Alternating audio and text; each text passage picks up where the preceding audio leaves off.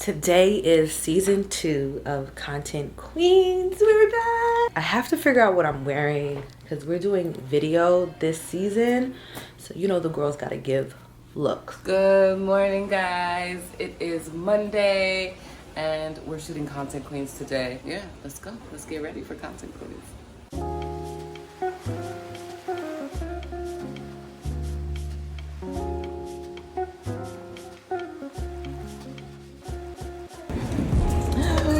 Look who it is!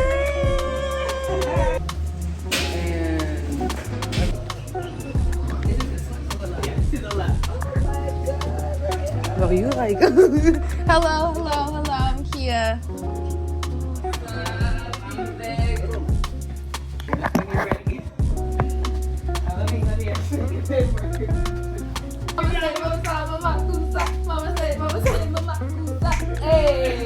Because I wanted us to figure out how can we do something that's an icebreaker, but also on brand for like the kind of content we're talking about. Okay. So this is a game called Culture Tags.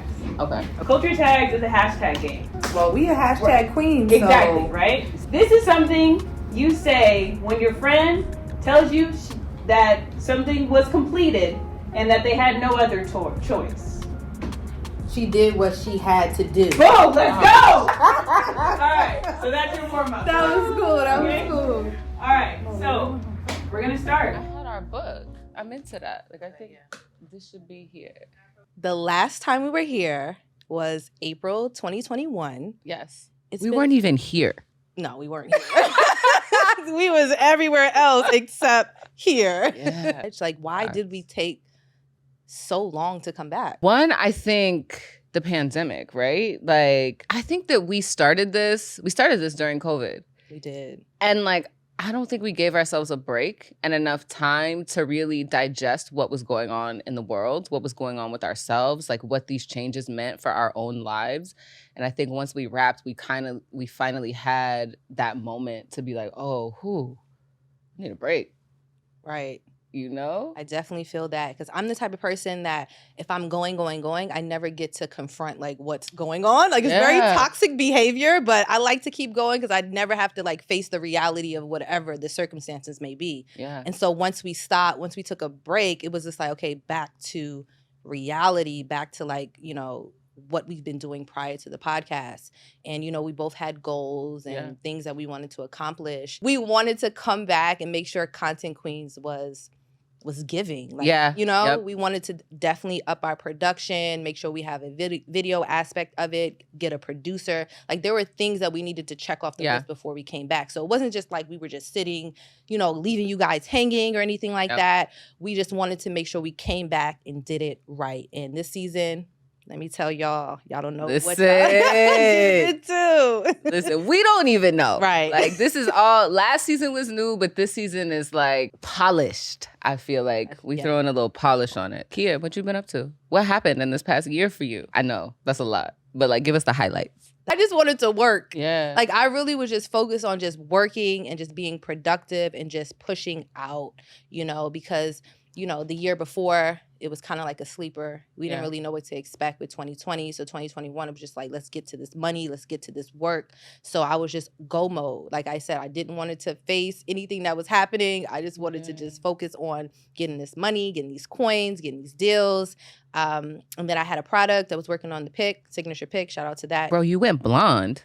You I didn't have did. blonde hair last time. I was like, I need a change. Like, I have not dyed my hair since being natural. So I was just like, you know, I need a change. Let's dye her blonde. I've been loving it. I should have did it a lot sooner, but you know, everything happens when it's supposed to happen. I had my first magazine feature. I was in Essence magazine. Hey! That was so exciting. Yes. And definitely something I really wanted to accomplish. That was something that was always on my vision boards. And so to accomplish that was amazing. I got a trademark for my name. Hey. Make sure we are securing our intellectual property. All right. You know, I always talk about that. Yep. Ownership is everything, especially in this digital space. So I was really, really excited to do that. I did that with my mom. So we did it by ourselves. We didn't have to hire an attorney or anything like that. So I'm gonna have to hit your mom up. Right. Definitely need to hit her up. She got you. Like I was like really into like writing down all my accomplishments, because sometimes we get so caught up in what's going on that we forget to celebrate the small wins and all that that we've accomplished. So like there goes everything. Oh my Right God, there. I love it. Ulta did like a Muse 100. Oh yeah, I saw I that. was a part of that. They gave us $10,000 to go tour What? our business. So that was really, really Oh dope. shit. So, you know, sometimes they be giving you acmarks without anything to A back it up. certificate. Yes.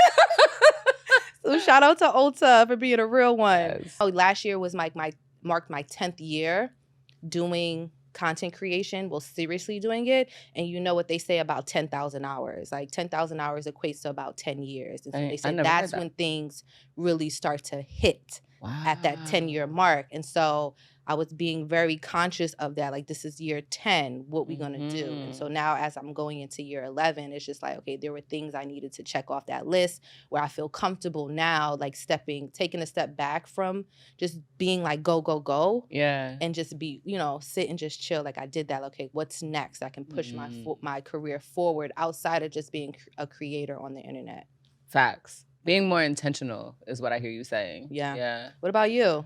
I think the same. Like, man, I started 2 new businesses.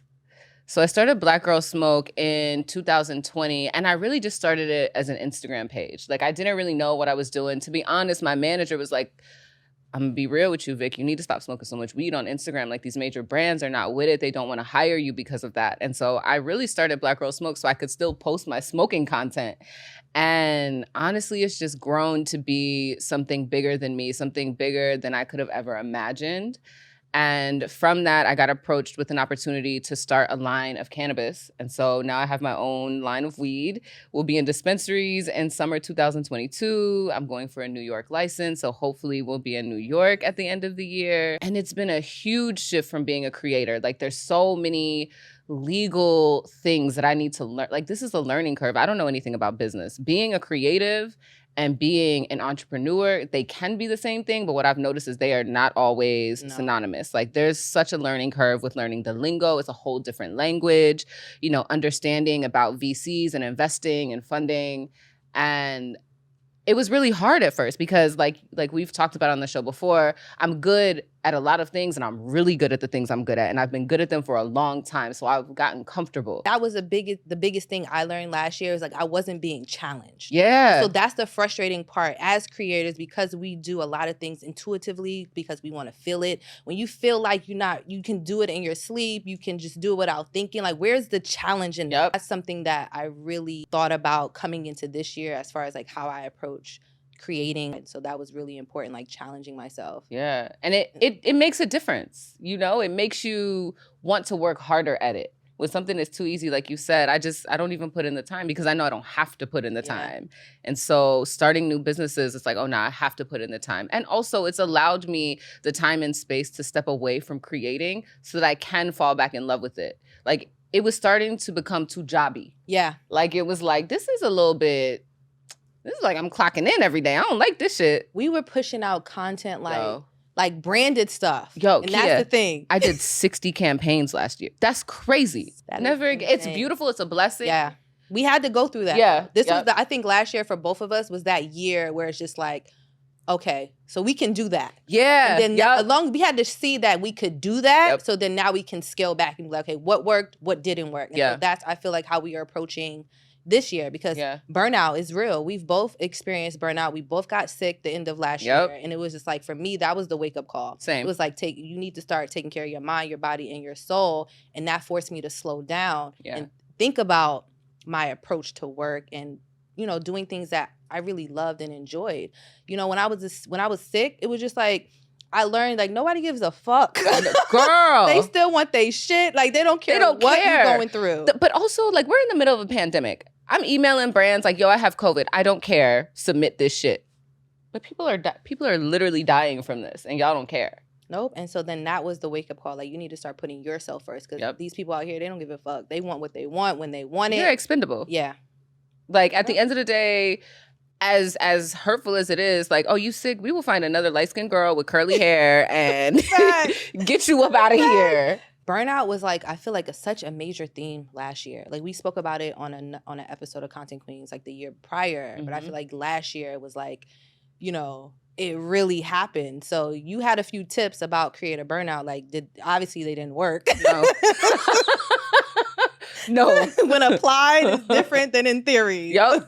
It sounded cute, it sounded cute. You know, I think that sometimes you don't even know you're burnt out. And I think that's what happened to me last year. I didn't even realize that I was burnt out until I got COVID at the end of the year. And it was like, oh, this is the first time you actually sat down and did nothing in months.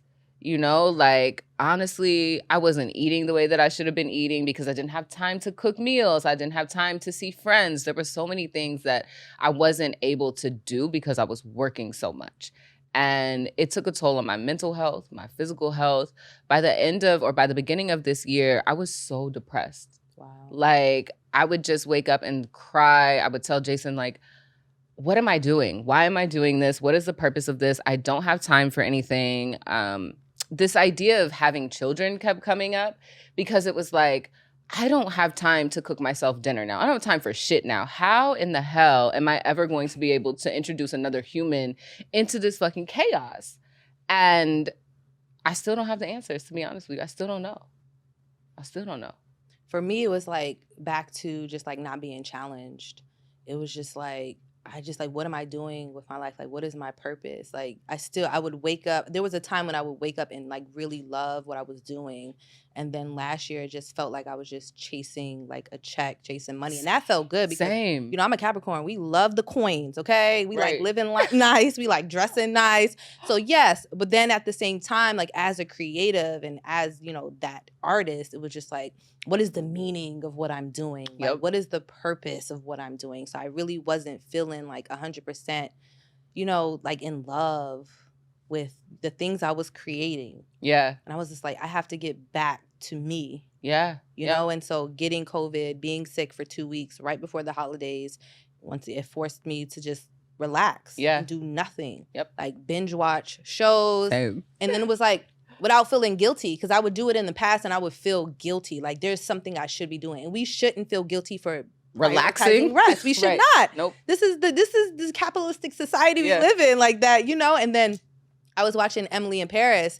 I love that show. I loved it too. Oh Everybody my God. hated it. I But love it. because I traveled to Paris, like Paris is one of my favorite cities. And because I've been there so much, I was so intrigued. And to see the dialogue between the Emily and then the Parisians and how they view each other and well, how the Parisians actually view Americans. And one thing that really stuck, like how we prioritize work. Yo, that stuck out to me too in the show. When she was at that party. Yeah. Yeah. I was like, why are you working? It's the weekend. You know, in Europe and other countries, it's very much like family, prayer, you know, relaxation. Work is the very last thing. And here, work is first. Yep. So I was thinking like, I can't, you know, Yeah. I cannot. Like that was the wake up call. I mean, that was like the thought, the seed, and then getting COVID was like the wake up call. Yeah, no, facts. I had a friend, he suggested to me, he was like, you know, every time you travel, like you make these vlogs, you do all this content, you reach out to hotels to stay there for free. But like, Vic, you make enough money now. Why don't you just go and pay for the hotel and like don't do any work? And that idea, it sounds so silly listening to it. I can't. But even today, I'm like, I have, like still getting to that point to where like you don't have to. I feel like I have to. Same. I feel obligated. Like if I get dressed today, I feel obligated to take a picture. But tapping back into self has helped. Like I started horseback riding more regularly again. I started going to museums and digesting different forms of art. Yo, I started reading short stories again on Tumblr and like just short fictional stories that are meaningless because I found that even when I would unplug and unwind, I was still reading self-help books or how to be a better creative books. Oh my God, we could never turn it off. Yeah. And I got back in, that's funny as you said, short stories. I got back into reading, like I've been like a stand for like young adult fiction. Yeah. Like, so I got back into like reading like fantasy books just for entertainment. And, you know, being pushed to read these self-help or business books like from Instagram or just, you know, because we enjoy reading, we feel like we have to read. And so it became like a chore. Literally. Things it was like homework. Yeah, and not reading because you love to do it. So yeah, I got back to reading things just for entertainment. Got back into doing DIY stuff, but out my sewing machine. Like, and it's been so fun. And even sharing those things, I don't feel pressure. Yeah. Because this is how I even got into being a creator was sharing, you know, DIY and showing people how to just be more creative with their wardrobe. So I had to get back to why I started,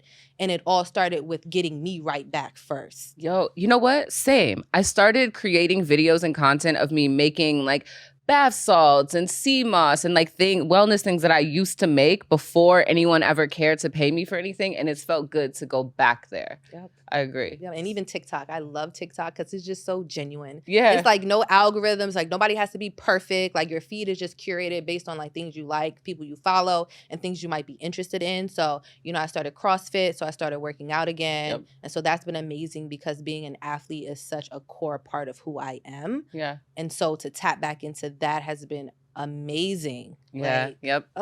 Amazing. Like work is literally like the last thing on my list these days. Yeah, same. And it's definitely been an adjustment. Like I wake up, I'm like, what am I gonna do today? Like it's so I can do anything I want today. Like, I just feel free, and that's why we work so hard. We have to remember the reason why: time.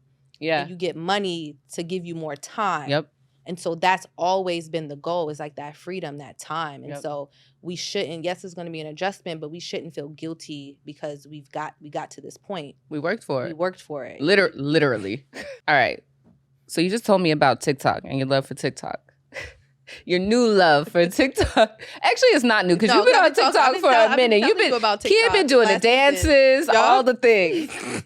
So what are you no longer doing on social media?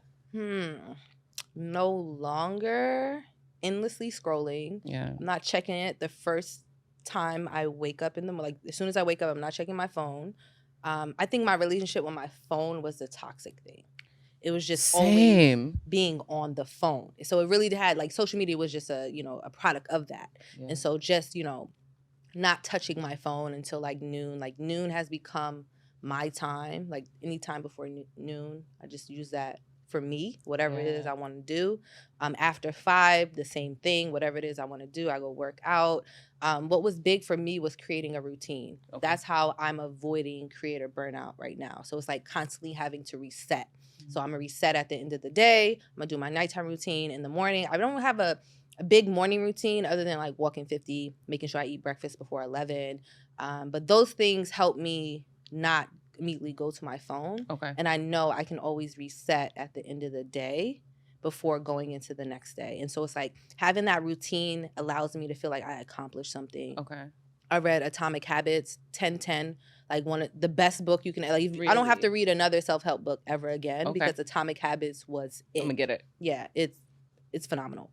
10-10 would recommend. But yeah, that book really played a great role in allowing me to create a routine. Creating routines gave me a purpose. And then because of that, it's like I'm not burning out daily. Yeah. Because I know what I have to do. I do it, and then it's done. Yeah. I think that like spending so much time on the phone too, at least for me, like time starts to get away from me. And so days where I'm like, fuck, I didn't have enough time. It's like, nah, you really did have enough time. You just spent 2.5 hours doing nothing on Instagram. And for what? So the same. You know what? I was following like 7,000 people. And when I had COVID, I knocked that thing down to 2,000 people. I unfollowed 5,000. Like I went through and I had to get rid of 5,000 people. I'm very much pro unfollow everybody. Me too. That doesn't mean like I'm not social or I don't like you. It's no shade to you. The summer of 2020, I started unfollowing like all the pale creators. Me that too. Just was not giving me anything. Like it was just like all this stuff is going on in the world and you still showing us pretty things. Like I don't want to, like, you're being tone deaf at this point.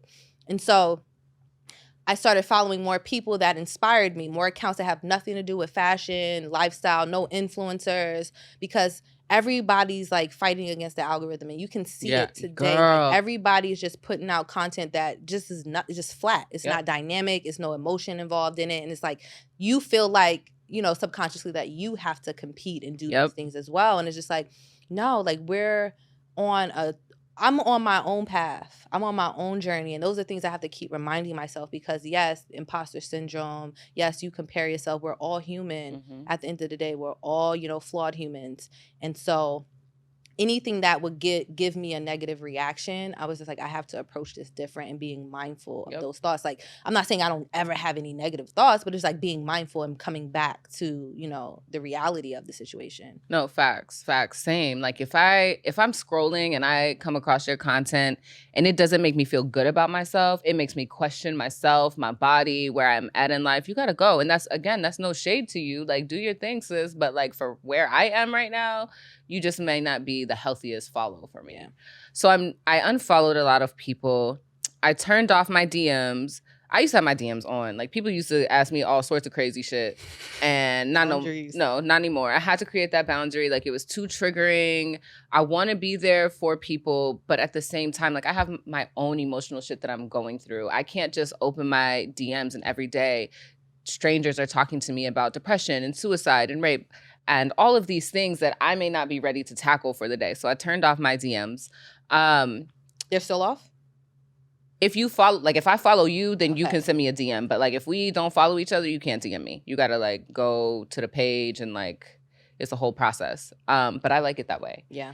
And I also am just not on it as much anymore. Like, yo, real talk, my shoulder started hurting from like holding my phone too much, like upper neck issues. I went and got a massage and she was like, there's so much tightness on this shoulder. Like, what do you do all day? And I'm like, damn, all I do is hold the phone all day. Like, I can't be doing that anymore.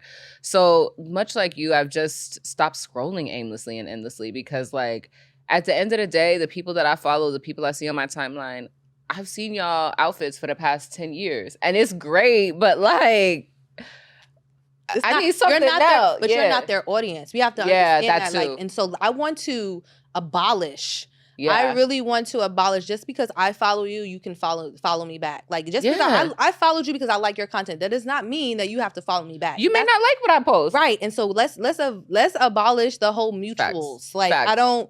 Like, that's just not And people genuine. getting upset about it. Yeah. Because people get mad if you unfollow them. Like, if you know them in real life and you unfollow them, Girl, you got my number. And so it brings up, like, keeping up with people on social media versus real life. Like, for me, like, my text messages, they go up to, like, 300. Yeah. And I just can't be bothered. But, like, if you're DMing me on Instagram, I'm going to respond. Yeah. And so I was seeing the disconnect with that. It's like, these are people you know in real life, like, that you give your number to, but you're not giving them the time, but you'll talk to them on Instagram. Yeah. Yep. Convenience, yeah, but what's real life? What's the internet, you know? Yep. I had this thought the other day about being a content creator and how, you know, essentially we're entertainers.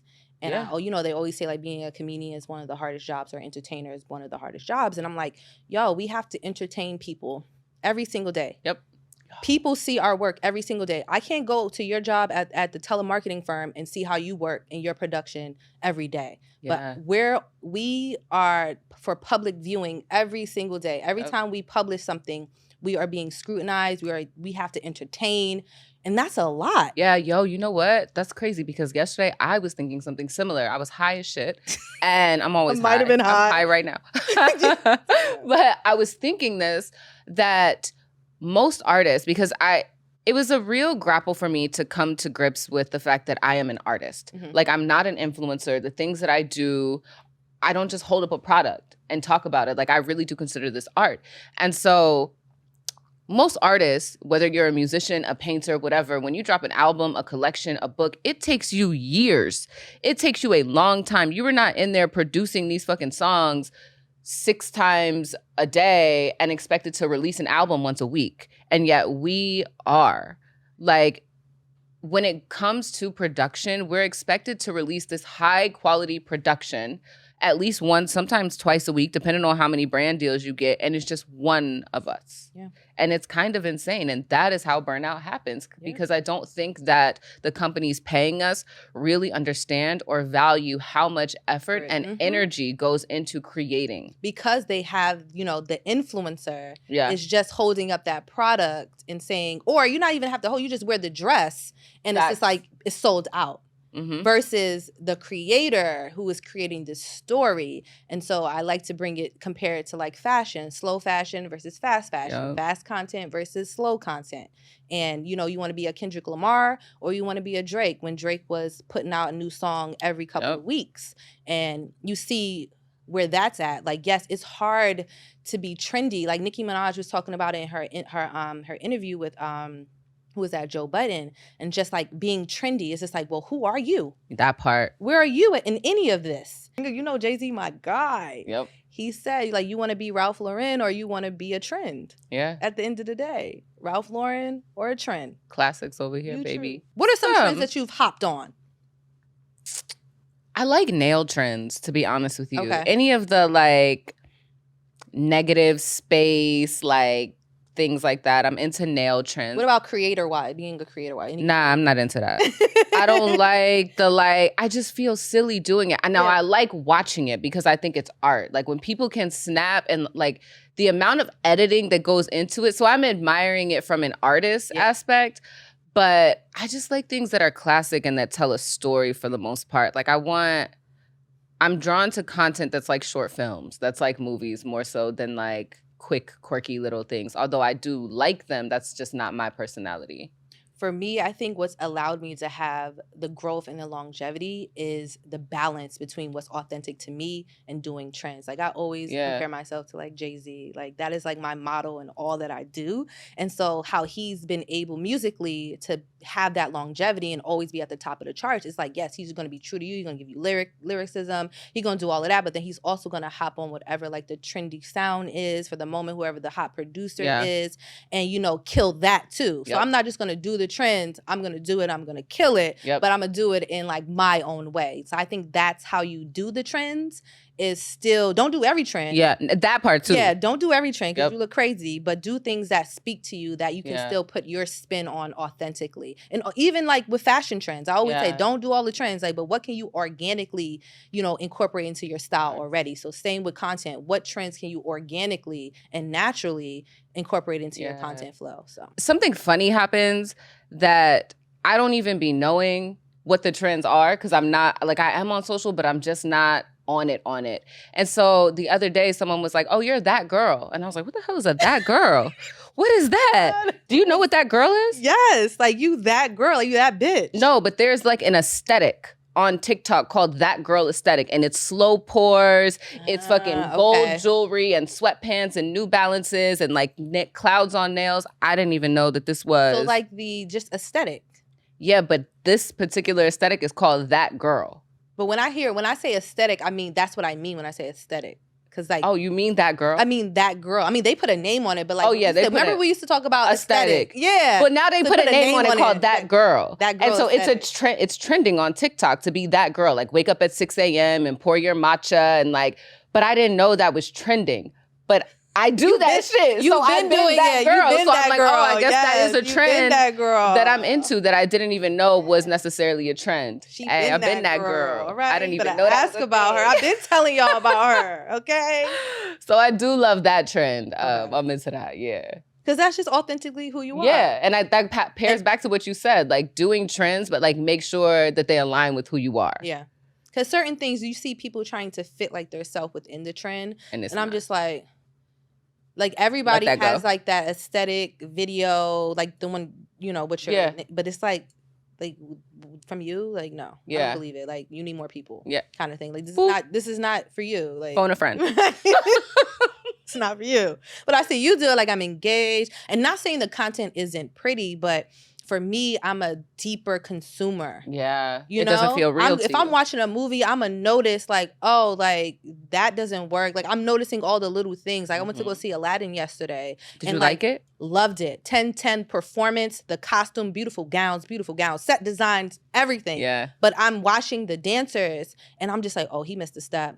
Oh, he needs to get it together. Like I'm noticing those things, like, you know, where people just think watching things, I'm like engaging in all the little nuances of the content.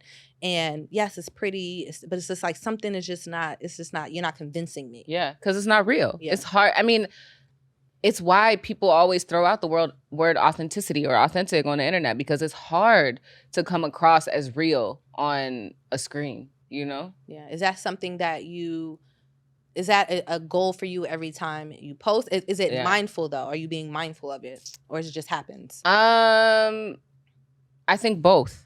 I think that when I'm creating sponsored content, I have to be mindful of it, right? If it's my content, it's kind of like, of course it's authentic because I'm just thinking of this now and doing it. But when it's sponsored, I'm trying to be more intentional and mindful. Like, how am I really integrating this into my life? To the point where I actually stopped, once I'm using a skincare brand, I stopped using the prior one. Like, I really want to use this and soak it up and make sure that this actually works before I talk about it to my audience. And if I'm being honest, I wasn't doing that all the time last year. Not with 65 campaigns. Child. Like, I would use them for like a week and then that would be it. Now, like, we've padded it into contracts. No, I needed at least 2.5, 3 weeks to make sure that this actually works. So a little bit more on that. How do you approach your content or sponsored content now versus prior? Yeah, more intentional, just more making sure that brands actually align with me and that I'm heard as a creator. I'm tired of holding up a bottle to my face in the sun and like, that's it with the serum. Like, I'm tired of that. And so I've gotten more comfortable in voicing that to brands. Like, look, that's cute. I'm glad that you included this in the brief, but like, let me do something different. Just, can you trust me as a creator? Let me submit what I want. And if you don't like it, then we'll make tweaks. And that's how I've been approaching things. And I've felt better about the content and the brands have felt better about the content as well. For me, it's definitely like, if I don't feel it, I'm not going to do it. Yeah. No more last minute stuff. I'm not into that. No, we're not accepting that. We're not accepting last minute stuff. I don't care. We can't. We cannot because do it's it. also compromising us. Our the integrity. Yep. Because now I'm shorthanded. Now I have to rush to produce this high quality content that's not going to be high quality because it's last minute. And that's reflected on me. My audience doesn't necessarily see this brand. They see Kia. Mm-hmm. They see Vic is putting out some bullshit at the end of the day. Right. Like, at the end of the day, your name is your name. Yep. Nobody knows anything else that's going on the back end. But they, like you said, they see the final product, they see your face, and so they're gonna put that with that. And which brings us into another point about, working with brands or doing things that don't necessarily align with who you are or who people think you are. Were there any like campaigns or anything that you did last year that recently that did not reflect you collectively? And what were those feelings? What were your thoughts? Why did you do it? I think that I've been really fortunate and grounded in working with brands that do reflect who I am as a person. And if the brand as a whole doesn't, then the product does. So I did a campaign with Doc Martens and wait, actually, I didn't talk about this when I said something new. So for this year, I'm not buying any clothes or accessories. Nice. Yeah, it's almost April now, and I have not purchased any clothes or accessories. Come on, girl. It's hard, honey. Let me tell you, it's hard. I would love for you to document that process. I am. Okay. I am. It's been very difficult to do, but last year, about 90% of my wardrobe was sustainable or thrifted. And I did a campaign last year with Doc Marten. And they're not a sustainable brand. However, I have only had 2 pair of Doc Martens in my life. And this pair right here, 3, because they sent me a new pair. But the pair that I'm wearing right now, I've had for years. And the pair before that for years. And so while as a whole, the brand doesn't necessarily align with my morals, the fact is that like you could wear these things for 10 years and they'll be good. Facts. That is a fact. Like one of my friends, I feel like I spoke to you about it. Well, she was in a car accident. Yeah. She had on Doc Martens. Wait, Saved her whole foot. What? Yeah. See, they're great shoes. They will last through decades, and they're a classic, you know? But other than that, nah. What about you? Have you? It's difficult, because at the end of the day, we're all human, flawed. We contradict ourselves all the time. But what's really important, I feel like, is, understanding who you are, your goals, where you see yourself. So for me, there's opportunities that I take because I get to be creative. I love the brand. Even if the rate is not there, I want to build a relationship and I know I can have fun with it. And then there are other opportunities that align with future Kia. Mm-hmm. And so that is honestly. That's a good point though. That's the battle that I deal with. Like, this doesn't necessarily align with my brand today, but the opportunity aligns with the experience I need for future Kia. Mm-hmm. So that's kind of like, I'm thinking about the future. Like anything that can take me to where I ultimately want to go. Like I want to do more hosting, more fashion, corresponding work. I want my own show. Like I want to do more things outside of the internet. Like I want to just, that's always been a goal of mine since I was a kid. Like I've always wanted to be on TV. I always wanted to entertain. Didn't you want to be an actress? Yeah, I wanted to do everything. You still want to be an actress. Right, I still want to be an actress. And it's so crazy how I end up doing what I'm doing because it is, in a sense, entertainment. Like I get to combine all my different loves and essentially entertain, show up, you know, as Kia every single day. In particular, the opportunity that I did with Walmart. Walmart is a brand that I don't necessarily feel aligns with my values company-wise, but at the end of the day, I understand my audience. That part. And sometimes they're looking for affordable fashion. They shop at Walmart, you know, while we started doing what we're doing is like sharing, you know, so this is an alternative. And I think the greater goal of that campaign was me hosting like this show that they did on their YouTube channel about spring fashion and stuff like that. So like, oh, this aligns with what I want to do in the future. So more of this. It was less focused on the brand. Like, yes, I'm going to show you guys cute things that you can get from Walmart, but more focused on this is Kia, the host, and this is me doing something outside of my channels. And so we spoke about this in a previous episode about just content creation, and that's something that I want to do more of, and I've actually got a few more opportunities to where it's just me creating. I don't necessarily have to post it on my channels. Those are the best. I love those.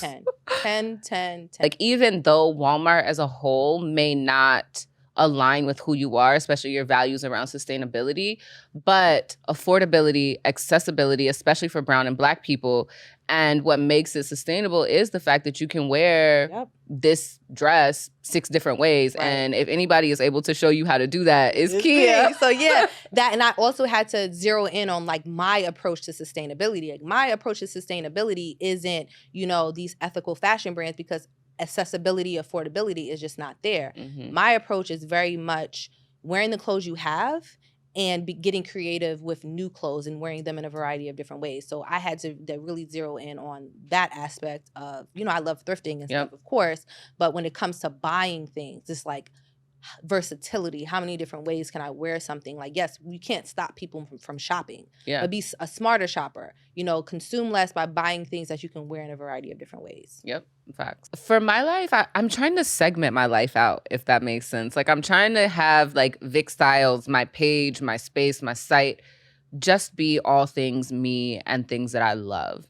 And then Black Girl Smoke is all cannabis things that I love. And Content Queens is all content creation things that I love. I feel like my space was getting too jumbled because I have so much knowledge about so many things. And having just a space dedicated to Content Queens is like, I don't know, it's like organizing my life a little bit, you know? I like what you said about, you know, compartmentalizing things. I think that's how you create like boundaries with yourself, because, you know, with the burnout and last year, it was just like everything was together and it's just like, you didn't know today's a Wednesday, I'm doing this, I'm doing that. Like really having specific days and times and segments and months and weeks or whatever where you're focused and dedicated on one thing. There's a term in Japan, I can't remember the term off the top of my head, but they focus on one thing at a time. I forget, it's an actual term. Like their whole life is dedicated to one thing. We need to go to Japan because I found out something yesterday called forest bathing that they do in Japan. What is that? You go into the forest and you don't take any technology, you don't take anything with you, and you just absorb nature. There's no phone, no camera, no nothing. Your purpose is to just sit there. Yes, Content Queens Japan, we coming. Whoop, whoop. Tokyo season, I feel it. Hear or watch us anywhere and everywhere you get your podcast, but hold up. Sit back down. We're not done with you. Hit that subscribe button now so you won't miss a minute or even a second of what we have in store for you. For now, this is Content Queens, where content is queen.